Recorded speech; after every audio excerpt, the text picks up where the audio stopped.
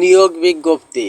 অর্থ মন্ত্রণালয়, অভ্যন্তরীণ সম্পদ বিভাগ, প্রশাসন ২ সেবা শাখা এর স্মারক নং এত তারিখ ২৭/৩/২০২৪ খ্রিস্টাব্দে মূলে প্রাপ্ত ছাড়পত্র অনুযায়ী জাতীয় রাজস্ব বোর্ডের অধীনে গ্রেড ২০ গ্রেডভুক্ত নিম্নোক্ত স্থায়ী পদে সরাসরি জনবল নিয়োগের লক্ষ্যে পদের পাশে বর্ণিত শর্ত সাপেক্ষে বাংলাদেশের প্রকৃত নাগরিকদের নিকট হতে নিম্নবর্ণিত শর্ত সাপেক্ষে অনলাইনে nbrteletalk.com বিডি ওয়েবসাইটে আবেদনের আহ্বান করা যাচ্ছে।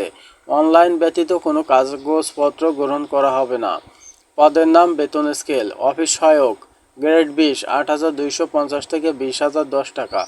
পদ সংখ্যা ৪৩টি। শিক্ষাগত যোগ্যতা: কোনো স্বীকৃত বোর্ড হতে মাধ্যমিক স্কুল সার্টিফিকেট, এইচএসসি বা সমান পরীক্ষায় উত্তীর্ণ হতে হবে।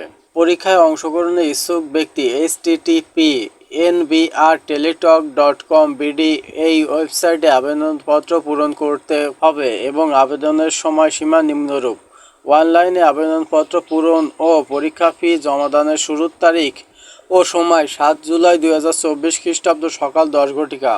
অনলাইনে আবেদনপত্র জমাদানের শেষ তারিখ ও সময় ২৮ জুলাই ২০২৪ খ্রিস্টাব্দ বিকাল ৫ ঘটিকা পর্যন্ত। পরীক্ষা ফি বাবদ ১০০ টাকা এবং টেলিটক সার্ভিস চার্জ বাবদ ১২ টাকা, মোট ১১২ টাকা প্রেরণ করতে হবে। এবার দেখে নেওয়া যাক যে সকল জেলার প্রার্থীগণ আবেদন করতে পারবেন।